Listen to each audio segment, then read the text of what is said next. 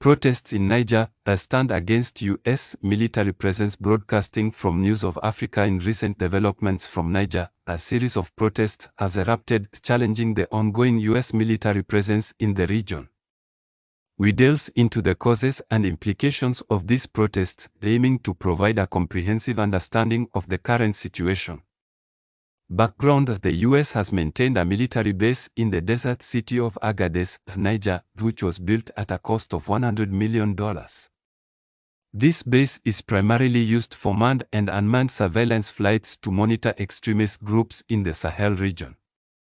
Despite the strategic importance cited by the U.S., the presence of foreign troops has been a contentious issue among the local population. Current situation: the protests, which have been largely peaceful, are driven by a mix of local and national concerns. Participants include a broad coalition of civil society groups, political activists, and concerned citizens. They argue that the foreign military base has not only infringed on the sovereignty of Niger but has also failed to bring about the promised improvements in security. Instead, they claim it has made Niger a target for extremist attacks. Local perspectives: many locals express frustration over what they perceive as a violation of their national sovereignty. "We are not against cooperation with international allies, but we demand respect for our sovereignty," one protest leader stated. The sentiment is widely shared among the protesters, who feel that the presence of foreign troops complicates Niger's internal security dynamics. International reactions: the situation has also drawn attention on the international stage. Critics of the base argue that it represents a broader trend of military intervention by Western countries in African affairs. Proponents, however, emphasize the strategic necessity of such bases in combating regional terrorism. Government stance: the government of Niger has been caught in a delicate balance.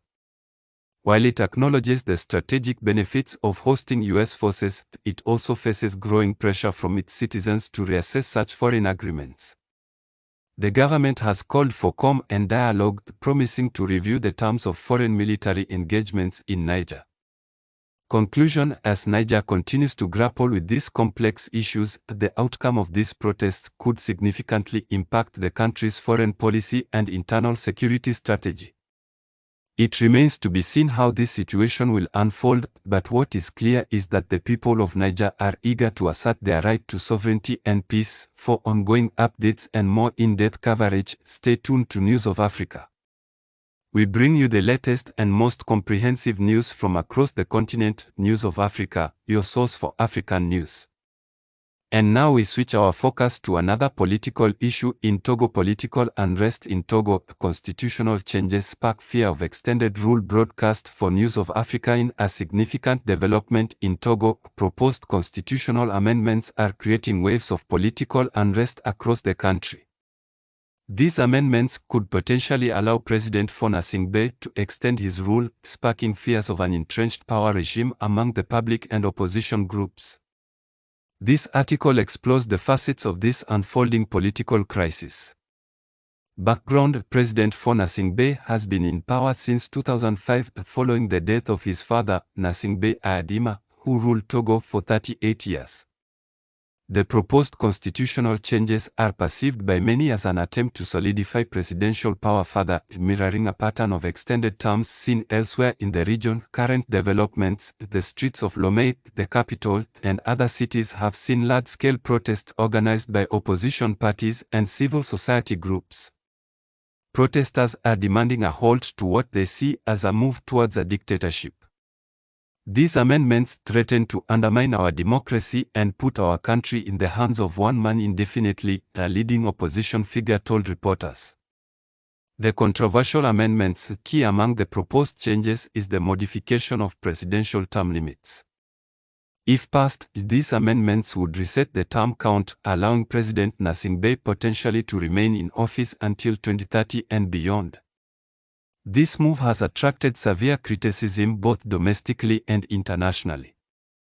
Government's justification: the government argues that the constitutional revisions are meant to modernize the state and improve governance. Official statements claim that resetting the presidential terms will bring stability and continuity necessary for implementing long-term developmental plans. International reaction: the international community has expressed concern over these developments, with several foreign diplomats and international organizations calling for dialogue and restraint from all parties.